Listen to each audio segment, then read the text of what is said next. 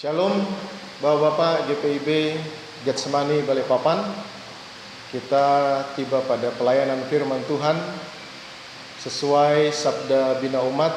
Kita persiapkan pembacaan kita terlebih dahulu, lalu kita awali dengan doa yang terambil dari Ibrani 11 ayat 8 sampai 12. Ibrani 11 ayat 8 sampai 12. Apabila Alkitab kita sudah terbuka, kita awali terlebih dahulu dengan berdoa. Kita berdoa. Terpujilah Engkau yang Tuhan yang Maha Kudus, di mana pada kesempatan hari ini kami Pelkat Kaum Bapa GPIB Getsemani boleh kembali bersama Tuhan untuk mendengarkan firman. Kiranya apa yang kami baca, kami renungkan boleh menjadi kunci kehidupan kami kaum bapa, kepala rumah tangga di keluarga kami masing-masing, dan khususnya GPIB Getsemani. Berkati firman ini dari awal, pertengahan hingga selesai. Kiranya Roh Kudus Tuhan hadir dalam diri kami masing-masing. Haleluya. Amin. Kita akan membacakan Ibrani 11 ayat 8 sampai 12 yang mengatakan, karena iman Abraham taat ketika ia dipanggil untuk berangkat ke negeri yang akan diterimanya menjadi milik pusakanya. Lalu ia berangkat dengan tidak mengetahui tempat yang ia tujui. Karena ia iman, ia diam di tanah yang dijanjikan itu, seolah-olah di suatu tanah asing, dan di situ ia tinggal di kemah dengan Ishak dan Yakub, yang turut menjadi ahli waris janji yang satu itu. Sebab ia menanti-nantikan kota yang mempunyai dasar, yang direncanakan dan dibangun oleh Allah. Karena iman ia juga dan Sarah beroleh kekuatan untuk menurunkan anak cucu, walaupun usianya sudah lewat, karena ia menganggap Dia yang memberikan janji itu setia. Itulah sebabnya maka dari satu orang, malahan orang yang telah mati pucuk, terpancar keturunan besar seperti bintang di langit dan seperti pasir di tepi laut yang tidak terhitung banyaknya. Demikianlah pembacaan firman Tuhan kita pada saat ini. Terpujilah Tuhan. Haleluya. Shalom Bapak-Bapak, Persekutuan Kaum Bapa GPIB Getsemani Balikpapan. Terima kasih atas kesempatan yang diberikan, dan ini pelayanan pertama saya setelah diteguhkan menjadi bagian daripada Pelkat PKB GPIB Getsemani Balikpapan. Hari ini sesuai sabda bina umat kita akan membahas topik dengan redaksi menanti. Dan kalimat menanti dalam kehidupan kita sebagai manusia akan selalu hadir, baik yang telah kita rencanakan maupun yang secara tiba-tiba di luar rencana kita sebagai manusia. Ketika kita menjadi umat Tuhan yang taat dan setia, kita tidak terlepas dari masalah atau pergumulan kehidupan. Dan selama kita hidup, hal tersebut akan selalu hadir.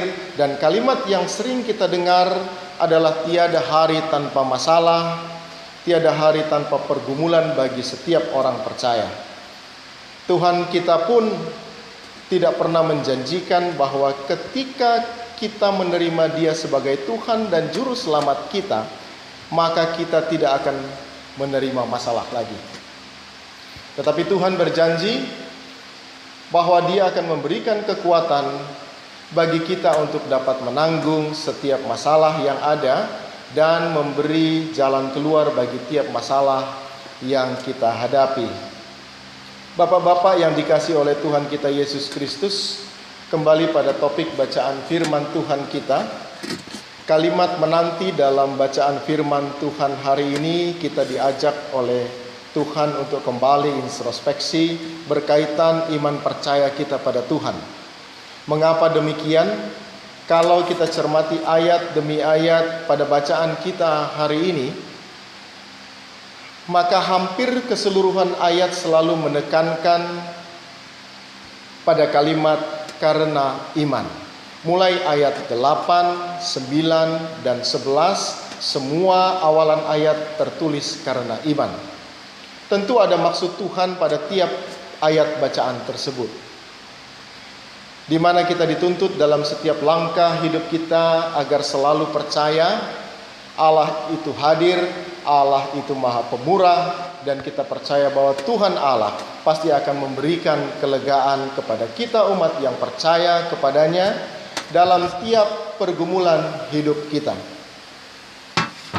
Secara pribadi dalam menjalankan kehidupan bermasyarakat, berorganisasi maupun dalam berkeluarga sendiri, saya banyak mengalami pergumulan dan kadangkala juga menghadapi keraguan secara pribadi. Apakah pergumulan yang saya hadapi akan bisa terselesaikan atau malah bertambah masalah yang baru? Dan itu hal yang lumrah sebagai manusia daging.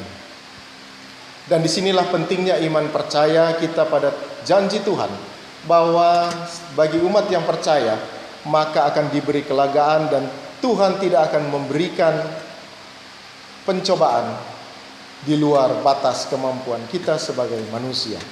Dan yang terpenting bagi kita adalah selalu berserah kepada Tuhan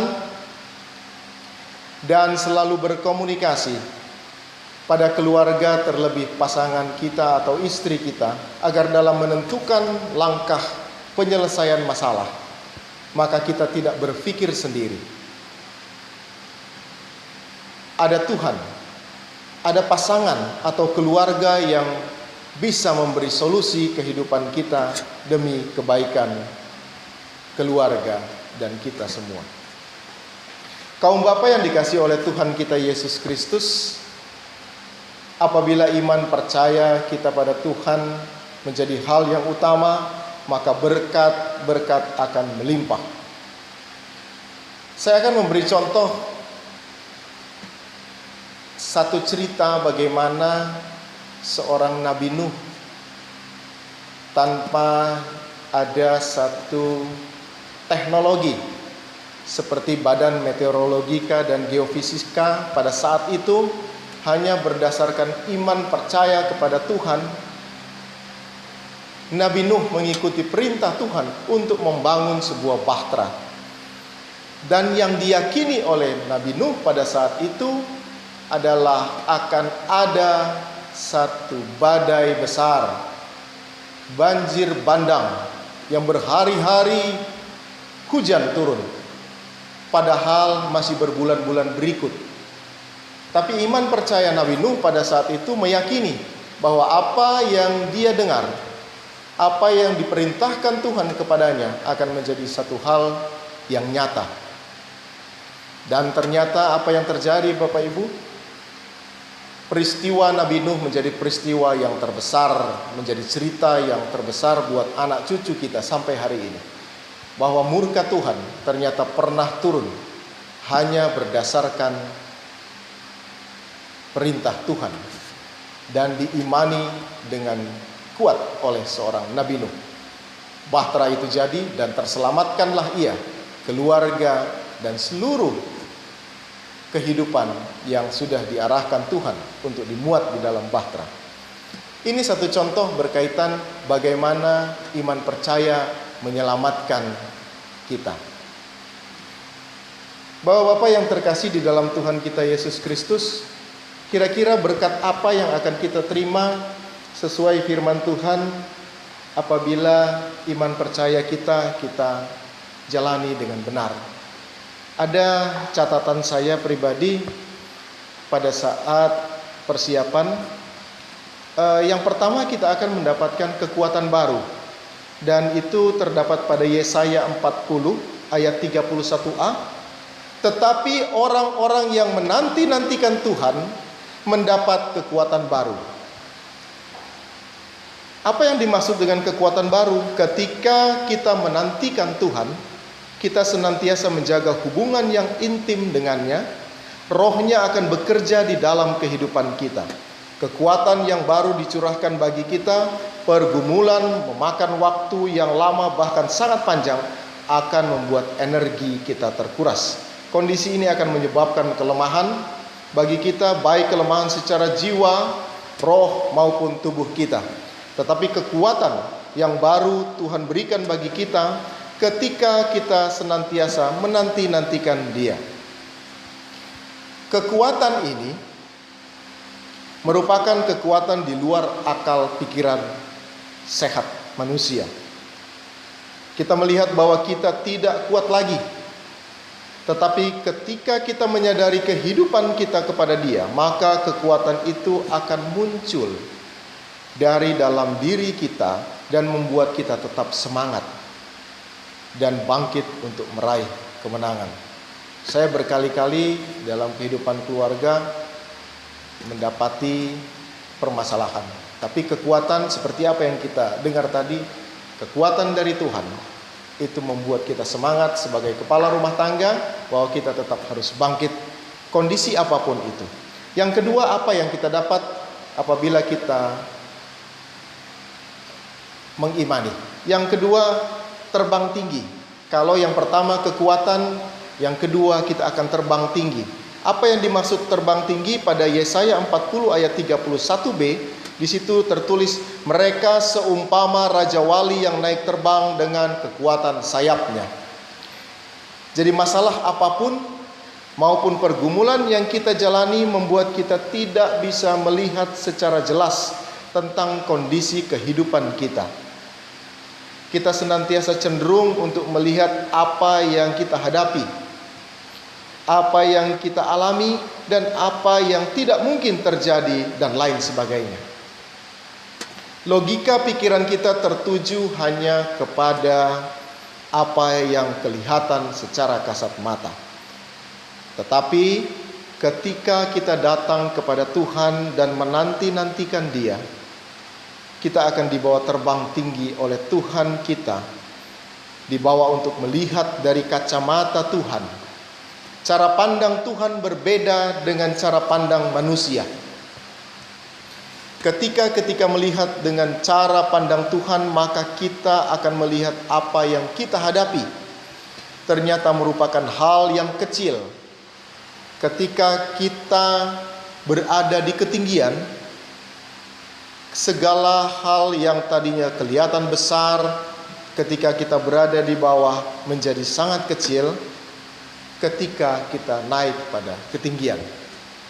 Demikian juga dengan masalah yang kita hadapi, kita harus tetap berada di dalam Yesus supaya Dia membuat kita melihat dengan jelas apa yang sedang Tuhan rancangkan dalam kehidupan kita. Masalah merupakan bagian kecil dari proses kehidupan kita yang panjang, yang membawa kehidupan kita lebih sempurna. Yang ketiga, apa yang kita dapatkan dengan iman kita yang besar? Yang poin ketiga adalah ketahanan.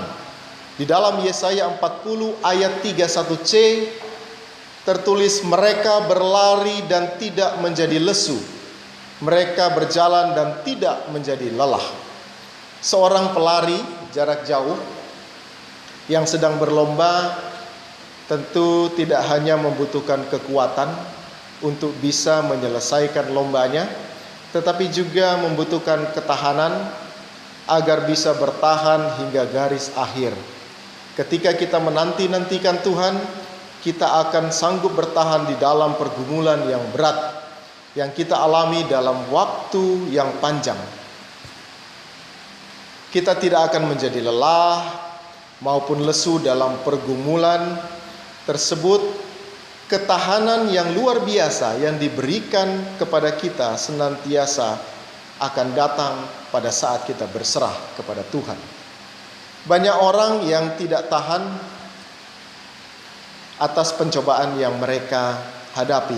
Mereka mengeluh terhadap Tuhan oleh karena telah bertahun-tahun, belasan tahun, bahkan berpuluh tahun mereka alami pencobaan tersebut.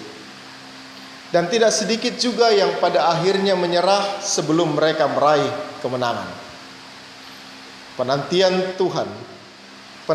kepada Tuhan membawa ketahanan bagi kita dalam menghadapi pencobaan.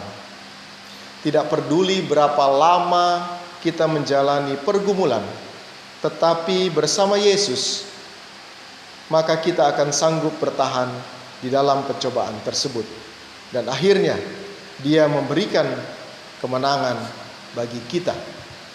Itulah arti sebuah penantian. Sesuai dengan bacaan firman kita, Sabda Bina Umat. Bapak-bapak yang dikasihi oleh Tuhan kita Yesus Kristus, kembali kita renungkan apa yang telah kita baca, kita dengar bersama.